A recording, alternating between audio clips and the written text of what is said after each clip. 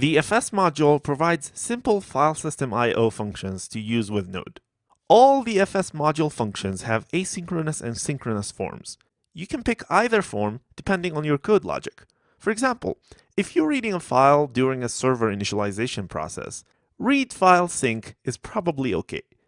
But if you're reading a file every time a user requests something from that server, you should probably stick with the asynchronous form. Other than being synchronous or asynchronous, those forms handle exceptions differently. The async functions pass any encountered errors normally as the first argument in the callback, while the synchronous functions immediately throw any errors. When using the synchronous functions, if you don't want the errors to bubble up, you'll need to use a try-catch statement to handle them. The readFile method, by the way, gives back a buffer if we don't specify a character encoding, which we can do in the second argument if needed. I usually default to working with buffers unless I have specific needs to convert the raw data into a string. To explore the multiple capabilities of the FS module, I thought we'd go through some realistic tasks and demonstrate how to do them with the FS module. For the first task, we have a directory full of corrupted files. Someone accidentally ran a script that appended a copy of each file to itself. So each file has its data duplicated, and you're tasked to write a Node script to fix that. Basically, to truncate each file to half its content. I have prepared some bad data doubled files for you in this task 1 files directory. As you can see, the https.js file, which was our HTTPS example, is duplicated here. And all the other files in this directory have the same problem. Go ahead and try to write that script on your own first, then come back to see my version of the solution. Pause the video here. To fix a list of files, we first need to read that list. The readDir method can do that for us. I'm using the sync version of this method here because basically this script has nothing to do unless we have a list of files. Once we have the list of files, this files constant will be an array of file names. Just the names, not the full path. So we'll use the path module to get the actual full path. Don't use string concatenation here. Always use path.join when working with file paths to make your code platform agnostic. For every file path, the goal is to truncate it to the right size, which is half of its current size. So we need to read each file size. We don't need to read the file content. We just need its size. So instead of using readFile here, we can use the stat method, which gives us only meta information about the file, including its size.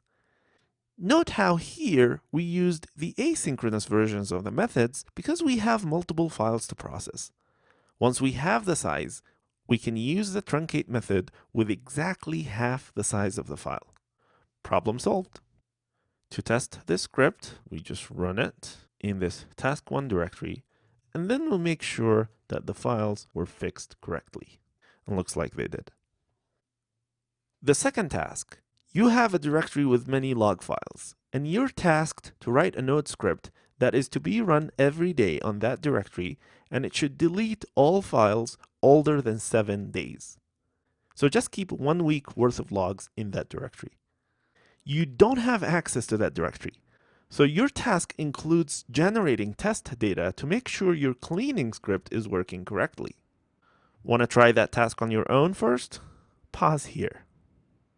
Here's our test data seed script. We first synchronously create a destination directory to work with. We can't do anything without that.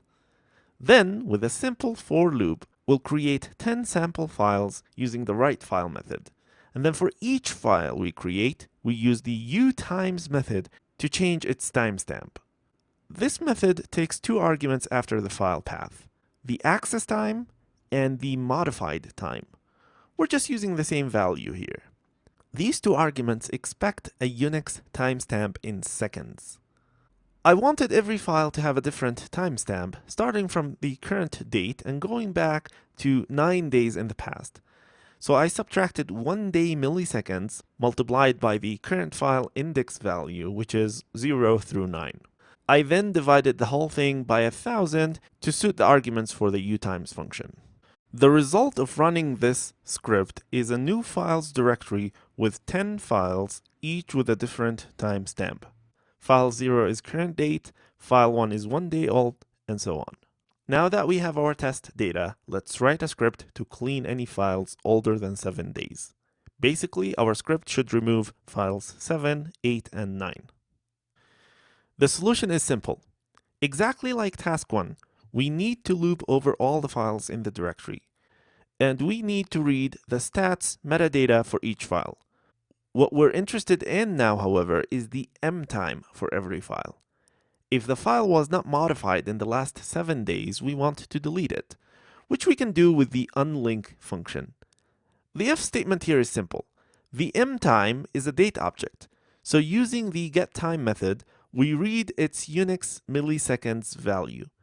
Subtract that from the current Unix millisecond value and check if the result is greater than 7 days in milliseconds. When we run this script, files 7, 8, and 9 will be deleted. If we run the script again, no files will be deleted. And if we run it tomorrow, same time, file 6 will be deleted. Task 3. You're tasked to write a script that watches one directory and log 3 types of events on that directory. When a file is added, removed, or changed in the directory, your script should output a timestamped message about that event. We can simply use the fswatch for this task. But fswatch does not give us enough details to account for all 3 events. Both the add and delete events are reported under the watch method as rename event type. Here's what I did to work around that. For testing, the files directory is what we'll watch, and it has 3 empty files. We first read the names of the current files in the directory to be watched. Then we start the watch listener. If the event type is rename, it means a file was either added or deleted from the directory. So if the file exists in the current files array, it means the event is a remove event, and we update our current files array to remove the removed file. The log with time method just outputs the message with a UTC timestamp. If we get to this point in the code, it means a file is being added. So we'll update the current files array and log that message. If the event type is not rename, the other event type supported in this listener is the change event. So in this case, the file is being changed. The fswatch API is actually not completely consistent on different environments. So be sure to test any code written with it thoroughly first. To test this code, we simply run this file, and then we'll try to do some changes on our test files. So I'll go ahead and change file 0, and we get file 0 was changed message. And let's go ahead and try to delete file 0. And we'll get file 0 was removed, and we'll create a new file, and we get the file 0 was added message.